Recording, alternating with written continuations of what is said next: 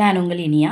இன்றைக்கி எங்கள் வீட்டில் சாதம், கருவாட்டு குழம்பு, பீர்க்கங்காய் துவையல், பீர்க்கங்காய் பொரியல், முட்டை, சிறு பயிறு லட்டு. சாப்பிட்டதுக்கப்புறம் யாரெல்லாம் ஸ்வீட் சாப்பிட விரும்புவீங்கிறத கமெண்ட்டில் சொல்லுங்கள். என்ன மாதிரியான ஸ்வீட் சாப்பிடுவீங்கிறதையும் சொல்லுங்கள்.